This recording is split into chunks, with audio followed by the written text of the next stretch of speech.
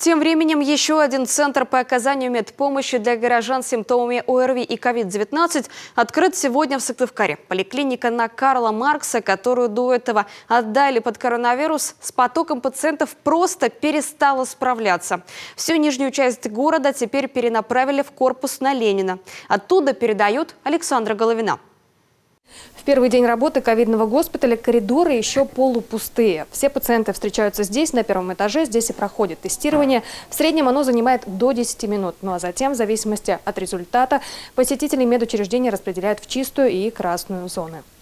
Михаил Аксенов болел коронавирусом ровно год назад. Тогда мужчина тяжело перенес заболевание. 2 недели провел в больнице. За это время успел и иммунитет укрепить, и прививку сделать. Но вот снова все те же характерные симптомы. Кашель, вот, немножко одышка. Вот. Температура так близко 37,2, 37,3. Так, с работы ушел. Сейчас будете тест делать? Да, я буду тест делать. Ковидный центр на Карла Маркса перестал вмещать в себя всех желающих. Частично это связано с новыми правилами приема пациентов. Теперь при симптомах ОРВИ и ковида с температурой до 38 горожане сами обязаны посещать поликлинику. Статистика неумолимо растет, подкрепление было просто необходимо.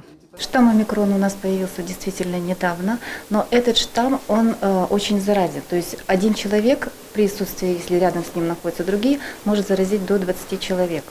Но и с другой стороны, он протекает в более легкой форме. Почему мы и говорим, что сейчас основная масса пациентов, она пойдет именно в амбулаторное звено.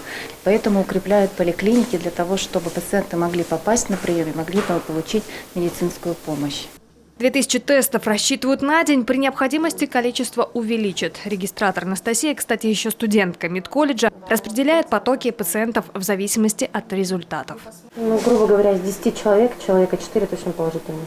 Поликлиника принимает пациентов с 8 утра и до 8 вечера. За ней закреплены жители лесозавода и нижней части Сыктывкара, Сысольское шоссе, Колхозная, улица Свободы. Работают по 2 врача в 2 смены. Пока терапевты справляются, а в случае необходимости им на помощь придут узкие специалисты медучреждений. Александра Головина, Павел Люлянмин, телеканал Юрган, Сыктывкар.